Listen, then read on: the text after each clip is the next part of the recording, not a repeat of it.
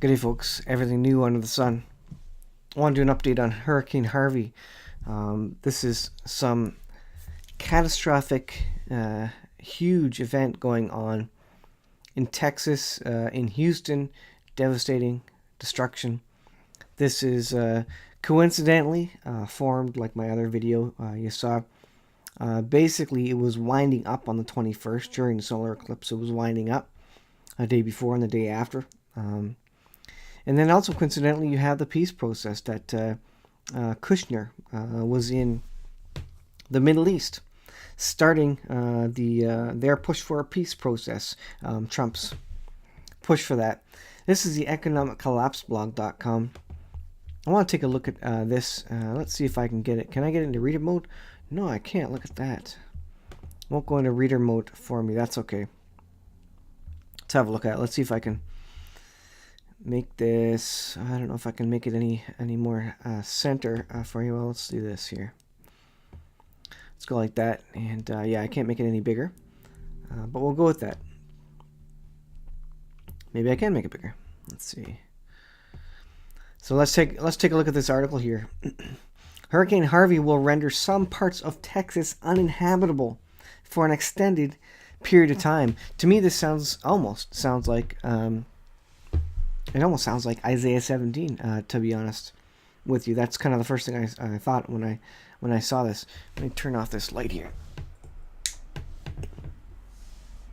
That doesn't work very well.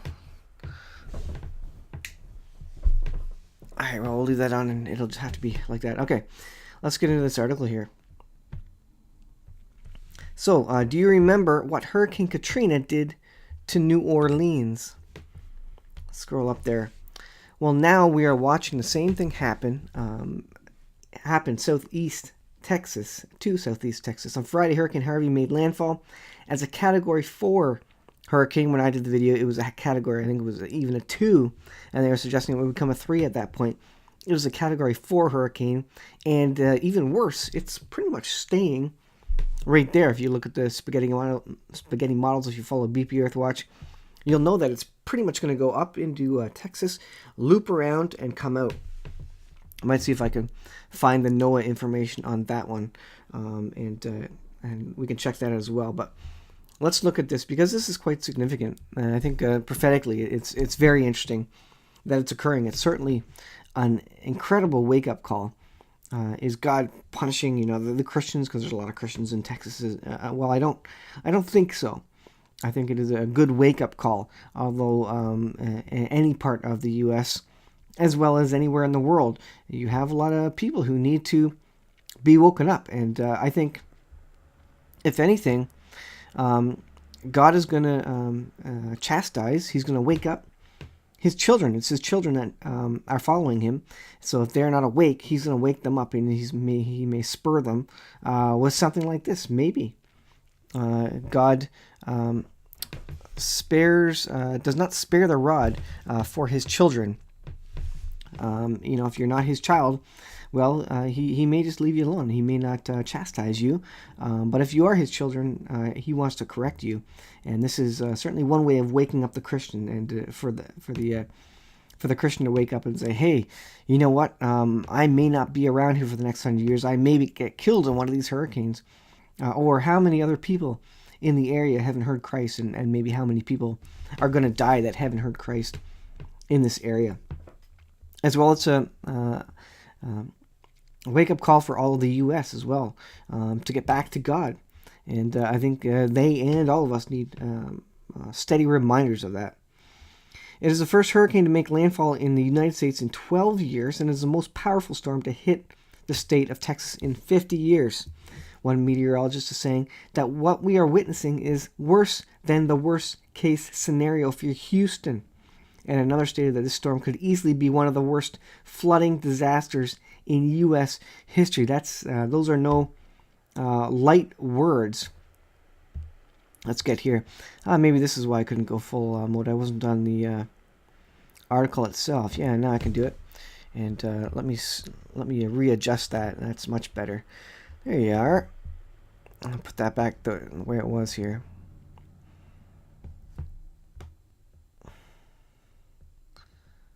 Well, you know what? Let's just keep it like that, and that'll work for now. All right, so let's go over here. It would be difficult to overstate the devastation in the Houston area at this moment. Hurricane Harvey has ripped off roofs, turned vehicles over, and snapped thousands of trees. Thousands have been rescued from their homes and vehicles, and it is being reported that so far 5 people have died. I'm sure a lot more people than that have already died. According to the National Weather Service, over 24 inches of rain fell in Houston in just a 24-hour period. More rain continues to fall in southeast Texas, and meteorologists are running out of adjectives to describe the nightmare that is unfolding. It is catastrophic, unprecedented, epic, whatever adjectives you want to use. Patrick Blood, a National Weather Service meteorologist, told the Chronicle. It's pretty horrible now, the newspaper reported.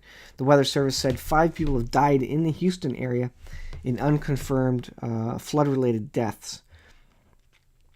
Latest forecasts say that 40 to 50 inches of rain in southeast Texas by Thursday. A year's worth of rain may fall in the span of a few days near the Texas Gulf coast. Apparently, a huge number of gas refineries have shut down. I think 82%. I forget. I think I saw that. Where did I see that? I think it was a news headline. Let's search for Hurricane Harvey here, and just see what the latest is from NOAA here. Let's see. Let me switch over here. Pull up this one. All right. Hurricane Harvey's rain beyond anything experienced. Weather Service says I want to get the pictures about pictures from NOAA here. Let's go to this crisis map here. This is from Google.org. I'll show it to you in a second. I know you can't see it. I want to go to NOAA as well and have a look at it. Let's go. Okay, let's go this one. Open a new tab. Okay, so turn this back on here. Here is an overlay. This is Hurricane Harvey. So the orange is the warning. The light orange is the advisory. And so you have, this is basically all the trouble going on. This is the hardest hit area, obviously, there. And Houston is being hit a huge amount. Let's zoom in here. And you can see Galveston there where they're getting massive storm surge. So let me see if I can find the NOAA here. Turn that off. Let's see, NOAA. Tropical Storm Harvey. Let's go to NOAA here. And take a look at where it's at right now. Switch that on. All right, this is NOAA, the website. And so currently, 1 p.m. Friday, it was sitting over Arkansas there. But the winds and everything is still huge. The flooding is massive because of obviously the winds going around and just flooding massive amounts there. So there you go. 7 p.m. Tropical Storm Harvey. Maximum sustained wind right now is 40 miles per hour. So it's decreased apparently. So that is good. Sunday, August 27th. This is from where that was. So that's actually good. But obviously there's a lot of flooding that has yet to be reduced there. Let's get back to looking at this though, because this is a interesting article here about all of this. A multi-day deluge of the Texas Gulf with catastrophic and life-threatening flooding and destructive winds through could leave areas uninhabitable for extended periods of time.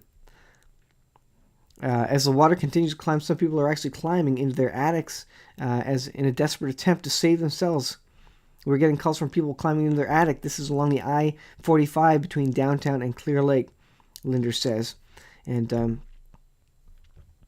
let me just see. So this is from, today, August 27th. This is right from today. So this is what's currently occurring. Earlier this month, I wrote about an unusual series of events that would happen over a 40-day period, this being one of them, solar eclipse being the other. But of course, at that time, I couldn't account for additional unexpected events such as Hurricane Harvey.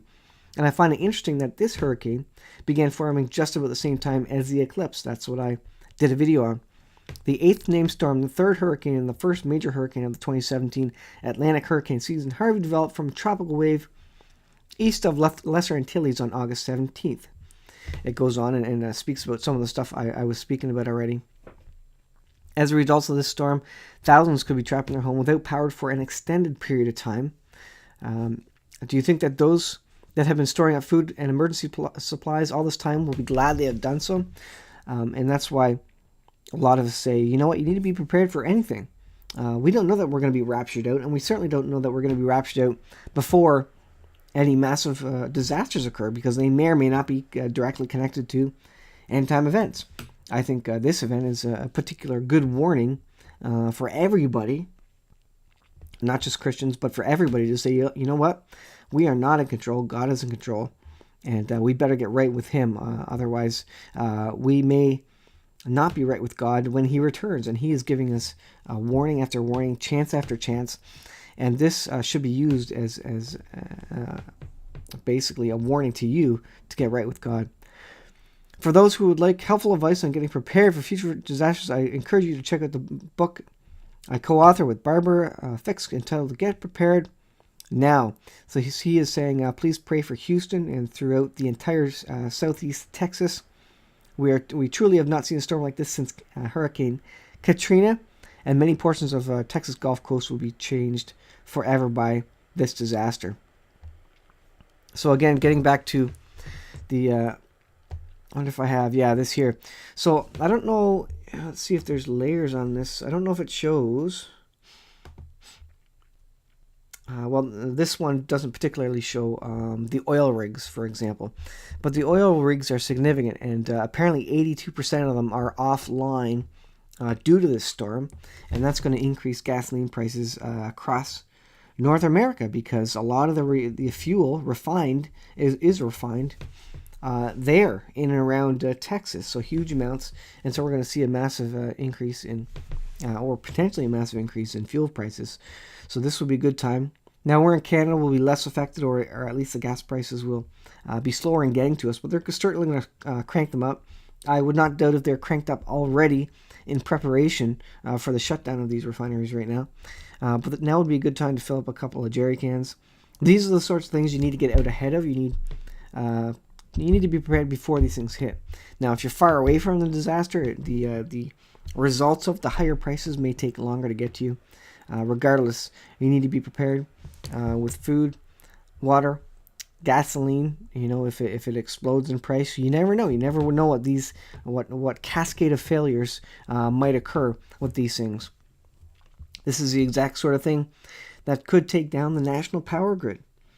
If you have power grids going down in Texas and surrounding states, those could start relying on the other power grids and do a cascade failure of power grids, which can extend up into Canada as well. That's already happened once. And so you have all these events, and these can add up quickly when you get these sorts of disasters. So I think we will see higher gasoline prices, and who knows for how long. We haven't seen the extent of the damage yet, but we're certainly waiting to see. And there's a lot of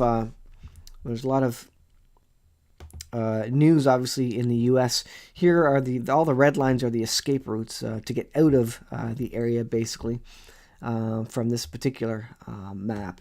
So this is google.org. Crisis map, google.org/crisis map /2017-Harvey. So you can find it there. Pull that back up there.